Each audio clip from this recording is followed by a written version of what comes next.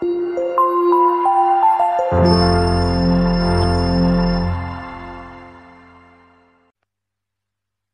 bismillahirrahmanirrahim.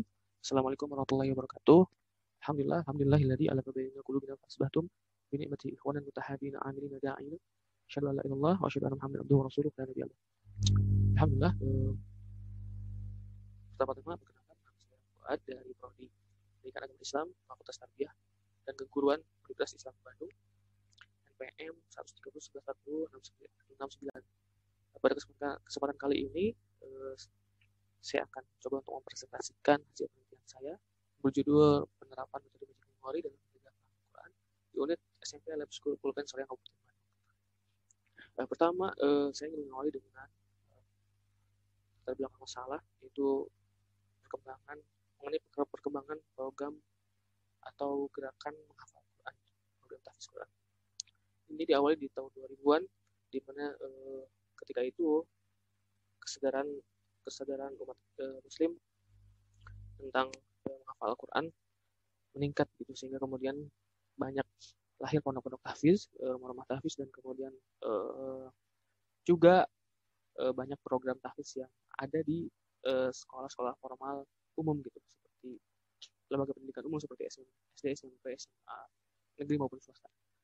Kemudian hal yang menarik adalah mengenai metode magic memory yang menawarkan solusi bahwa dalam menghafal Al-Quran gitu, untuk menjaga hafalan Al-Quran itu akan menjadi aktivitas yang mudah, cepat, dan menyenangkan, yang biasanya kita kesulitan ketika dalam proses menjaga hafalan yang telah dihafal gitu. Kemudian metode ini diterapkan di unit SMP Lab School Pulpen Soreang Kabupaten Bandung, yang juga direkturnya adalah pencetus atau yang membuat metode tersebut. Langsung saja di rumusan masalahnya ada 3, itu perencanaan, penerapan metode magic memory, kemudian pelaksanaan metode magic memory, dan yang terakhir adalah apa saja faktor pendukung yang menghambat penerapan metode tersebut. Sebenarnya sekilas apa sih sebenarnya metode magic memory itu? Sesuai dengan buku yang telah ditulis oleh Bapak Edwin Kurnia Hidayat, itu metode magic memory itu adalah kumpulan kode-kode untuk membantu umat Islam dalam apapun, terutama menghafal Al-Quran, asma-husna, hadis, dan wawasan keislaman lainnya yang berbasis memaksimalkan cara kerja otak kanan dan kiri, di mana otak kanan dan kiri itu punya fungsi masing-masing berbeda gitu. Ketika dimaksimalkan itu akan menjadi membantu kita dalam menghafal menjadi lebih mudah, cepat. Dalam penelitian ini saya memakai metode pendekatan penelitian kualitatif, kemudian metode penelitian deskriptif kualitatif. Jenis data yang saya pakai itu primer dan data sekunder biasa gitu. Kemudian sumber datanya lokasinya di Jalan Mangakasari, Cangkuang, Soreang Kabupaten Bandung. Kemudian informannya itu ada 4 orang, 1 direktur, 1 kepala sekolah, kemudian 1 guru tahfiz, dan 1 orang siswa tersebut. Kemudian teknik pengumpulan datanya, observasi, wawancara, dokumentasi. Teknik analisis datanya itu reduksi data menjadi data komunikasi. Nah, hasil penelitian dari penelitian ini adalah yang pertama, dalam perencanaan penerapan metode magic memory tersebut, pihak sekolah dan guru sudah melakukannya dengan cukup baik, namun yaitu dengan cara menentukan target hafalan, kemudian menyiapkan beberapa kosakata gitu ya, yang akan digunakan ketika penerapan metode magic memory, kemudian bahkan telah menyusun buku panduan khusus metode magic memory agar santri dapat menggunakannya secara mandiri gitu.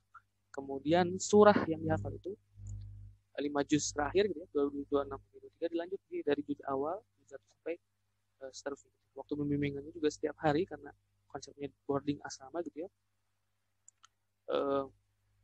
Kemudian kecuali hari Sabtu ya, jadi hari Sabtu itu waktu untuk yang pekanan gitu ya, waktu pekanan untuk mengulang hafalan selama 1 pekan.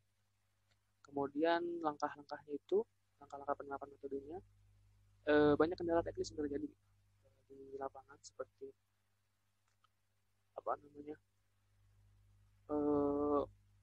banyak teknis itu dari mulai gurunya sendiri gitu, ataupun dari siswa atau santrinya. Nah, cara guru untuk dapat mudah memastikan gitu siswa atau santrinya dalam menghafal atau menjaga hafalan itu, pertama tadi gitu, karena di asma jadi bimbingannya intensif, kemudian ada beberapa program yang menunjang.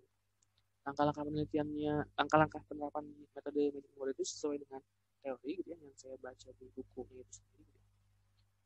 Kemudian keaktifan siswanya, mereka secara umum masih tertarik untuk menggunakan metode ini untuk menghafal pelajaran-pelajaran lain selain menghafal Quran gitu, karena mereka berpikir bahwa lebih sulit gitu.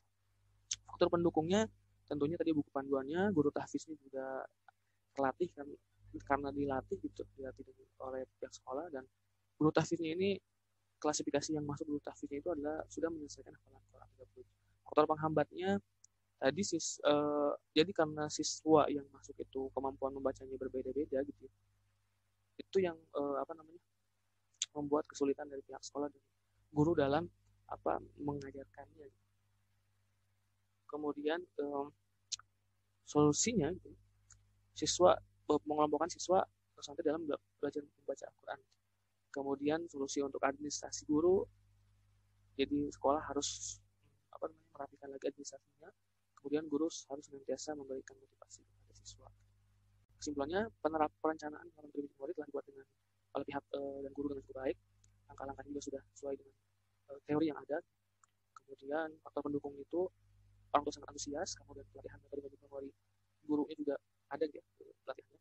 Kemudian guru tahfiznya juga pas yang sudah menyelesaikan hafalannya. Kemudian bimbingan intensif setiap hari, buku panduan tadi yang sudah dibuat oleh sekolah dan fasilitas.